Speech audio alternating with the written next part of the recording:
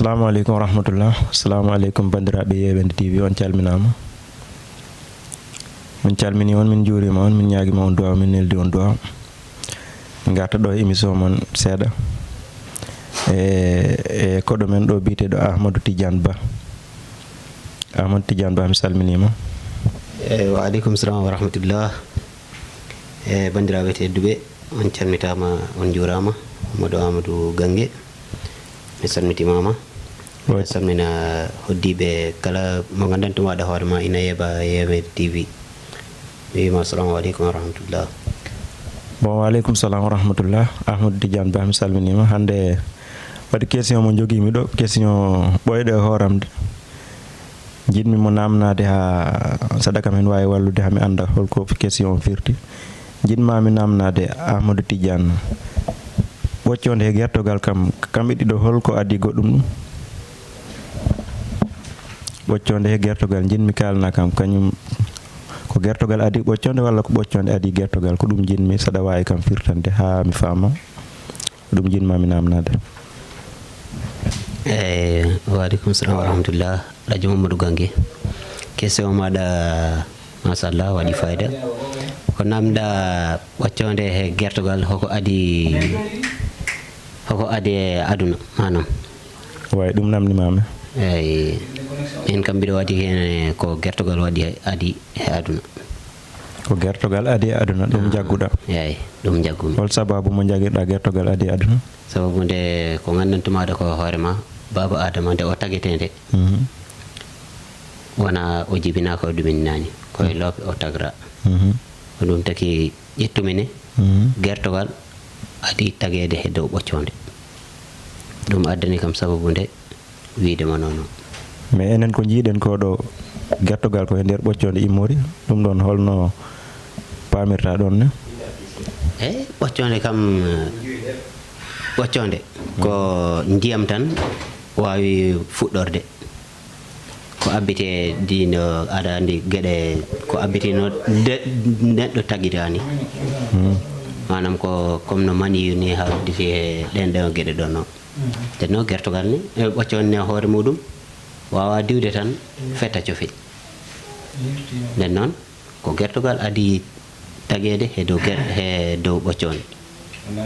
Ɗum dal jagguɗa an, jagguɗa ko ɗum woodi? Ɗum ɗon jaggumi.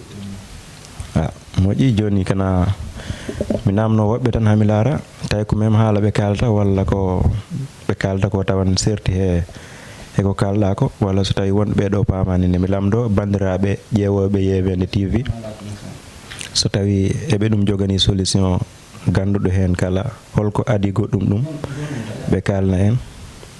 Donc mi yawta ɗo e ceerno Yahya, mi namno on ɗon sona andi holko question mo pose mi o tawi mo kam mo wawi firtande.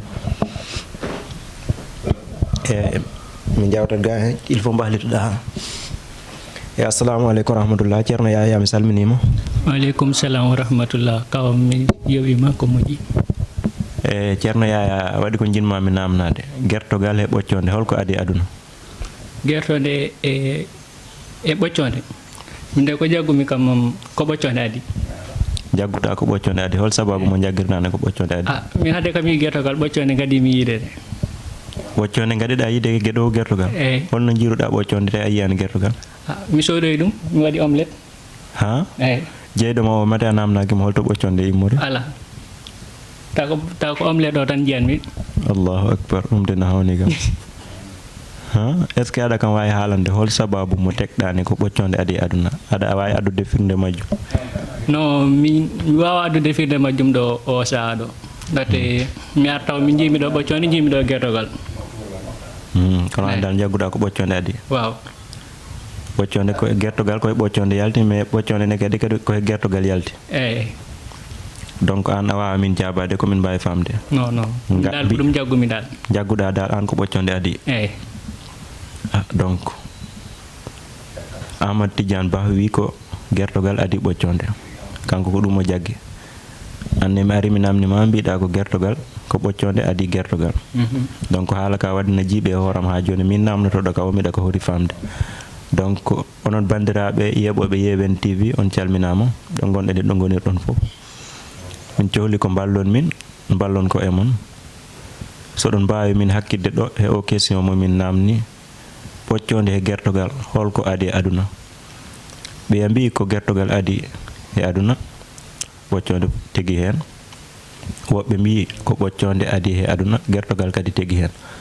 donc haala ka sa laari ne jiiɓi e amen ne jiiɓe kakkillaji yimɓe fof, sabu minen komin jii ko ɓoccode koye gertogal yalti sikki ala, kono kadi ɓoccode ne kadi gertogal e hoore mum kadi koye ɓoccode yalti. donc affaire o na metti famde. donc onon min calmini on, miɗen on ñaago duwa on kadi miɗen on mbiya on beltanama kadi e Yewen TV, mbawɗo min wallude he réponse on ɗo question fof yo tinno walla min hen waɗa envoyé commentaire walla waɗa message e oɗo numéro WhatsApp bindaɗo ɗo. Assalamu aleykum wa rahmatullah.